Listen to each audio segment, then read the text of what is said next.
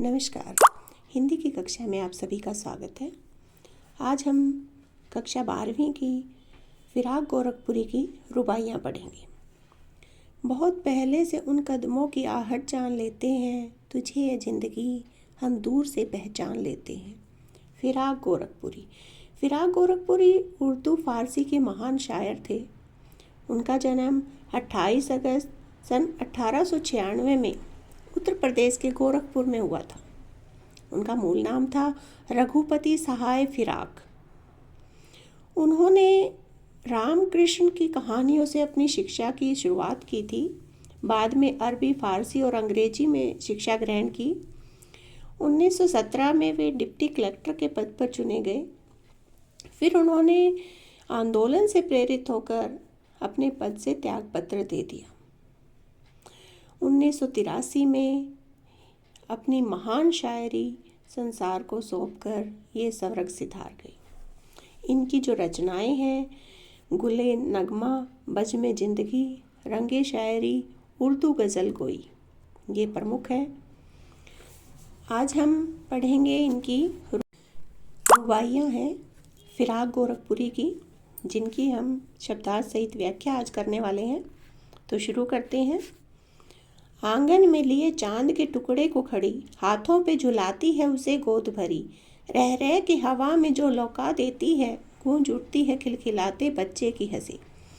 यहाँ पर चांद का टुकड़ा यानी कि प्यारा बच्चा, गोद भरी यानी गोद में भरकर, लौका देती है यानी उछाल देती है, हवा में बच्चे को उछालती है। तो प्रस्तुत जो रुबाई है हमारी हिंदी की पाठ्य पुस्तक आरोह भाग 2 से ली गई है। इसके कवि फिराक गोरखपुरी हैं, यानी उन्हीं के द्वारा रचित है। इसमें जो है माँ के आंचल में खिलखिलाता जो बच्चा है, उसका और माँ का वात्सल्य प्रेम का अनूठा चित्रण इसमें किया गया है। यहाँ कवि कहते हैं कि माँ अपने बच्चे को अपने घर के आंगन में लिए हुए खड़ी है। वह अपने चांद के टुकड़े को, यानी बच्चे को चांद का टुकड़ा कहा गया है, अपने आंचल में भरकर हाथों में झुला रही है। अर्थात माँ अपने नन्हे कोमल बच्चे को अपने हृदय से लगाकर अपने आंगन में लिए खड़ी है तथा उसे अपनी बाहों में भरकर अपने हाथों में झुला रही है।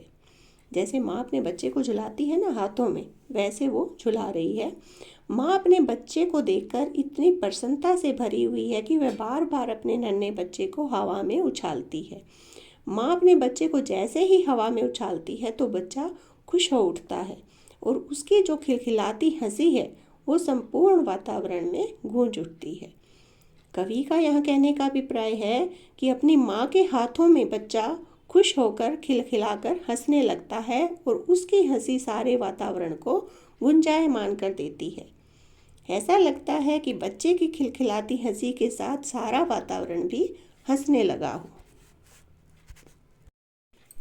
आगे देखिए, आगे करते हैं। नहला के छलके निर्मल जल से, उलझे हुए के गेसुओं में कंघी करके, किस प्यार से देखता है बच्चा मुंह को, जब घुटनियों में लेके पहनाती कपड़े। इसमें जो कवि फिराक गोरखपुरी हैं, उन्होंने माँ का नन्हे कोमल बच्चे के प्रति वात्सल्य प्रेम अभिव्यक्त किया है। छलके यानी हिलते हिलते, निर्मल साफ यानी स्वच्छ, गेसुओं में बालों में, घुटनियों में यानी घुटनों में, पहनाती। तो यहाँ पर जो कवि है वो कहते हैं कि माँ अपने नन्हे कोमल बच्चे को छलकते हुए निर्मल स्वच्छ पानी से नहलाती है और उसे साफ स्वच्छ पानी से नहलाकर उसके उलझे हुए बालों में कंघी करती है, उन्हें संवारती है। जब माँ अपने नन्हे बच्चे को अपनी बाहों में लेकर कपड़े पहनाती है तो बच्चा अपनी माँ को बड़े प्यार से देखता है। माँ अपने चांद के टुकड़े को छलके साफ जल से नहलाकर उसके उलझे हुए बालों को संवारती है। तब पश्चात नन्हे बच्चे को अपने घुटनों के में लेकर कपड़े पहनाती है।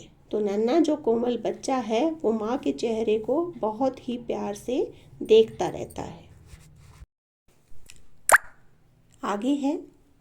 दिवाली की शाम घर पुते और सजे, चीनी के खिलौने जगमगाते लावे, वो रूपवती मुखड़े पे एक नरम दमक, बच्चे के घरौंदे में जलाती है दिए। यहाँ पे फिराक गोरखपुरी ने दिवाली के पर्व की शोभा का वर्णन किया गया है। कवि कहते हैं कि दिवाली के पावन पर्व की संध्या के समय जब घर लिपे पुते साफ सुथरे सजे होते हैं, अर्थात दीपावली के जो अवसर पर हर घर साफ सुथरा सजा धजा सुंदर दिखाई देता है। घर में रखे जगमगाते चीनी मिट्टी के सुंदर खिलौने सुंदर मुख पर हल्की चमक ले आते हैं, यानी बच्चों के मुख पर चमक ले आते हैं। दिवाली के आने पर घरों में चीनी मिट्टी के सुंदर जगमगाते हुए खिलौने सुंदर मुख पर एक रौनक ले आते हैं। इन खिलौनों को देखकर नन्हा बच्चा खुश हो उठता है। माँ दीपावली की संध्या को अपने नन्हे बच्चे के मिट्टी के छोटे घर में दीपक जलाती है।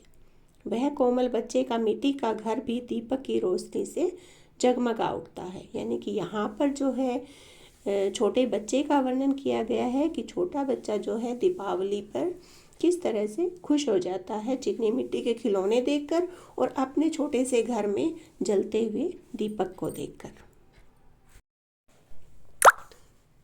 आगे देखिए, आंगन में ठुनक रहा है चिदियाया है, बालक तो हई चांद पे ललचाया है। दर्पण दे उसे दे के कह रही है माँ, देख आईने में चांद उतर आया है। यहाँ पर कवि फिराक गोरखपुरी ने नन्हे बच्चे की चंचलता तथा माँ के वात्सल्य का चित्रांकन किया है। यहाँ कवि कहते हैं कि नन्हा कोमल बच्चा धीरे धीरे बड़ा होकर अपने घर के आंगन में जिंदा दिली से इधर उधर डोल रहा है। आंगन में इधर उधर घूमते हुए जब वह चंद्रमा को देखता है तो वह बालक उस चंद्रमा के प्रति ललचा उठता है। अर्थात कवि का अभिप्राय है कि बच्चा जब अपने आंगन में इधर उधर घूमते हुए चंद्रमा को देखता है तो उसकी ओर मोहित हो जाता है। चांद की सुंदरता उस बालक का मन मोह लेती है। इस कारण उस नन्हे बालक का मन उस चंद्रमा को लेने के लिए लालायित हो जाता है। बच्चा उस चंद्रमा रूपी खिलौने को पाना चाहता है। जब माँ अपने बच्चे को ललचाई आंखों को देखती है या बच्चा चंद्रमा को अपनी माँ के से मांगने की हट करने लगता है, तब माँ अपने बालक को दर्पण देकर उसे दर्पण में चंद्रमा को दिखाती है। अपने कोमल बच्चे को चंद्रमा लेने की हट या ललचाई आंखों को देखकर माँ अपने बच्चे को दर्पण में चंद्रमा दिखाकर बहलाना चाहती है और उसे दर्पण में चंद्रमा को उतार कर दिखाती है।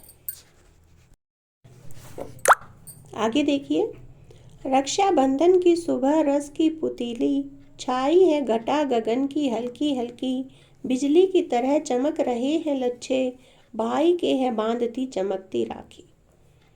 रस की पुतीली आनंद की सौगात, यानी मीठा बंधन, घटा बादल, गगन आकाश, लच्छे राखी के चमकदार धागे। इसमें कवि गोरखपुरी जी ने रक्षाबंधन के पर्व की मिठास और रस्म का मनोहारी चित्रण किया है। इसमें कवि ने रक्षाबंधन के पर्व की पावनता का चित्रण करते हुए कहा है कि रक्षाबंधन का जो त्यौहार है उसकी जो सुबह होती है वो आनंद और मिठास को लिए हुए होती है। रक्षाबंधन एक मीठा बंधन है।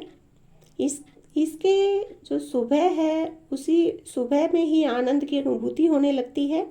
रक्षाबंधन का पावन पर्व सावन मास में मनाया जाता है, अतः इसके आते ही आकाश में हल्की हल्की घटाएं छाई हुई हैं। कहने का अभिप्राय है कि रक्षाबंधन के आने पर आकाश में काली घटाएं छाने लगती हैं, वर्षा आने लगती है।